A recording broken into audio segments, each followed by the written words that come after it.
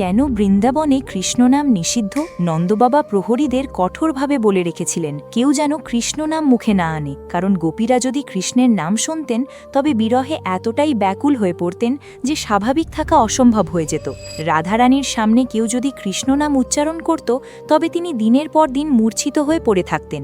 প্রেমের এই স্তরে প্রিয়তমের নাম আনন্দ আনে না, বরং জাগিয়ে তোলে অসহনীয় বিরহ বেদনা।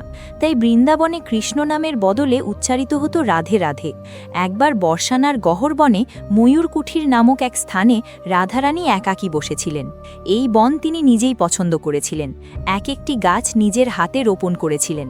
সেই নিভৃত স্থানে বসে তিনি মনে মনে কিছু জপ করছিলেন।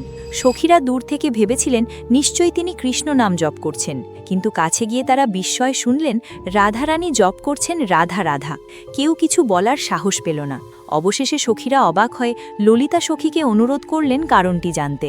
ললিতা সখী তখন রাধারানীকে জিজ্ঞেস করলেন, প্রেমী তো সবাই প্রিয়তমের নাম জপ করে, আপনি নিজের নাম কেন জপ করছেন? রাধারানী মৃদু হেসে উত্তর দিলেন, আমি জানি এই ময়ূর কুঠিরে ময়ূরদের ভিড়ের মধ্যেই আমার শ্যামসুন্দর ময়ূর বেশে লুকিয়ে আছেন।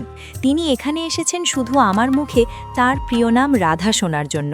আমি যদি কৃষ্ণ বলি তবে আমি সুখ পাব, কিন্তু আমি যদি রাধা বলি তবে আমার প্রিয়তম সুখ পাবেন, আর প্রিয়তমের সুখেই আমার আসল সুখ। এই কথা শুনেই সখীরা বললেন, প্রেমের মহারানীর জয়। এটাই প্রকৃত প্রেম, যে প্রেম নিজের আনন্দ খোঁজে না, বরং প্রিয়জনের সুখের মধ্যেই নিজের আনন্দ খুঁজে পায়।